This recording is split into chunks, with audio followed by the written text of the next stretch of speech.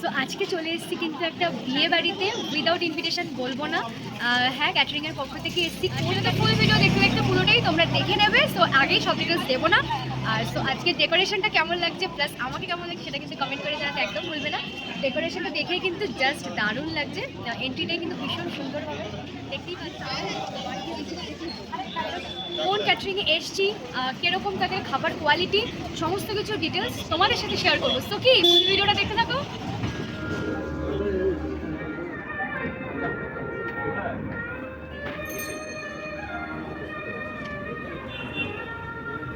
বিয়েবাড়ি থেকেই প্রথমেই চোখ যায় স্টার্টার কাউন্টারের দিকে, যেখানে দই বড়া থেকে গন্ধরাজ চিকেন, পনির সাসলি, ফিশ ফিঙ্গার প্রত্যেকটাই ছিল।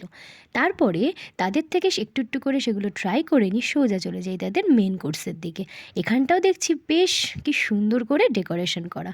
আর এখানেও ছিল পিস কচুরি, ছিল স্টাফড আলুর দম, গরম গরম ধোয়া ওঠা ফিশ ফ্রাই, আর তার সাথে একদম অন্যরকম এই জাফরানি পোলাও, যেটা কিন্তু আমার ভীষণ ভালো লেগেছে। বিরিয়ানির থেকে একটু অন্যরকম। আর এখানে একদম বড় বড় সাইজের প্রন মালাইকারি, আর সাথে সব থেকে বিরিয়ানি শো স্টফার এই মাটন কষা, যেটা দেখেই কিন্তু এখনও আমার লোভ লাগছে। আর এখানে কিন্তু তোমরা ভেজেও কিছু কিছু আইটেমস পেয়ে যাবে, যেরকম ভেজের মধ্যে শাহি পনির, ভেজ মালাই কোফতা, ভেজ কাটলেট, এছাড়াও এখানে ছিল পিস কচুরি, স্টাফড আলুর দম এবং জাফরানি পোলাও।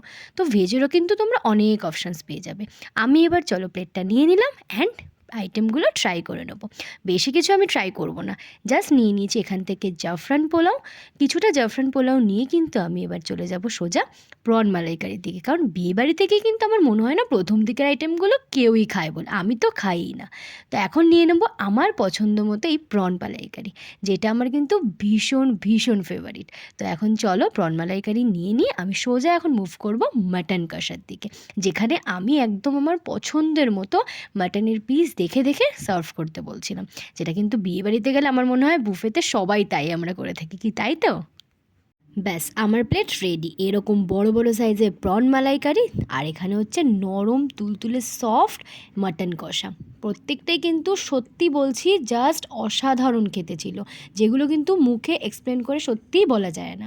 আর তারপরেই চলে যাই আমি ডেজার্ট কাউন্টারে, যেখানে নরেনগুলির রসগোল্লা, মাখা সন্দেশ, ফ্রুট চাটনি, আরও সব কিছুই ছিল। একটু একটু করে প্রত্যেকটাই আমি ট্রাই করে নিলাম।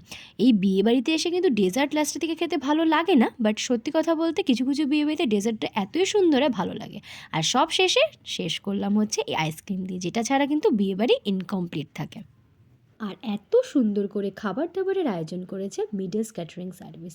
সো তোমরাও যদি এই খাবারগুলো পছন্দের মতো হয়ে থাকে, তাহলে তোমাদের স্পেশাল অকেশনে অবশ্যই তোমরাও কন্ট্যাক্ট করে নিতে পারো এই মিডলস ক্যাটারিং সার্ভিসের সাথে। বাকি ডিটেলস দেওয়া রইলো ক্যাপশনে।